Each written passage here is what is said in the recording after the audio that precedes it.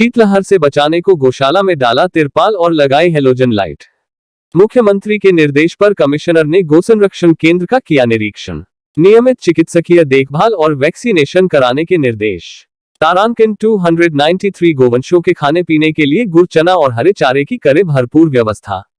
गौ संरक्षण केंद्र के भरण पोषण के लिए 17,98,500 रुपये की धनराशि जारी। तारांकिन 12 जनवरी बरेली।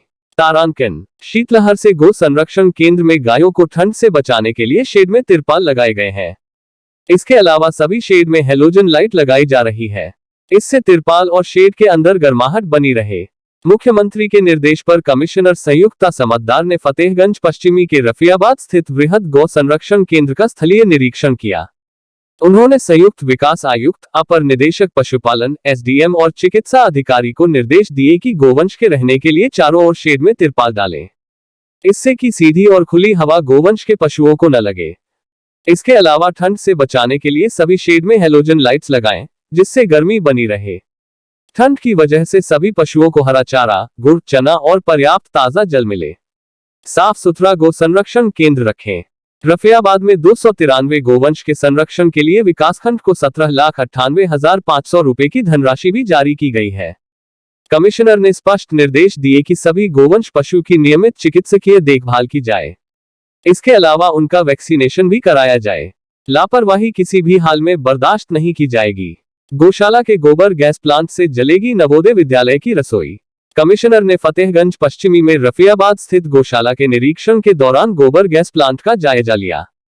गोबर गैस प्लांट अभी अगस्त 2022 में बनकर तैयार हुआ है। कमिश्नर ने उसे सुचारू रूप से चलाने और गैस की सप्लाई नवोदय विद्यालय में करने के निर्देश दिए हैं। उन्होंने कहा कि इससे नवोदय विद्यालय की गैस की आपूर्ति पूरी हो जाएगी और गौशाला की आमदनी में भी वृद्धि होगी। कमिश्नर ने बीडीओ को निर्देश दिए कि गोबर गैस प्लांट से नवोदय विद्यालय में गैस की सप्लाई की तत्काल व्यवस्था कर अवगत कराएं। बरेली मंडल में 13 वृहद गौशाला, 6 का चल रहा निर्माण। मुख्यमंत्री के निर्देश पर बरेली मंडल में 13 वृहद गौशाला चल रही है। इसमें 6 गौशाला निर्माणाधीन है। कमिश्नर ने चारों जिलों के जिलाधिकारियों से गौशाला की रिपोर्ट तलब की है।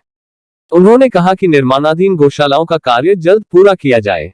जहां जमीन प्रस्तावित की गई है, वहां निर्माण शुरू किया जाए। गौ संरक्षण केंद्र में संरक्षित गोवंश के भरण पोषण में किसी भी प्रकार की लापरवाही न हो। ठंड और शीतलहर से बचाने के लिए सभी गौशालाओं में टिन शेड, तिरपाल और हैलोजन लाइट की व्यवस्था करें। अलाव जलाने से गौशाला में पशुओं के जलने का खतरा हो सकता है।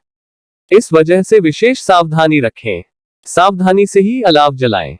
हैलोजन लाइट से शेड में गर्मी देने की व्यवस्था कराएं।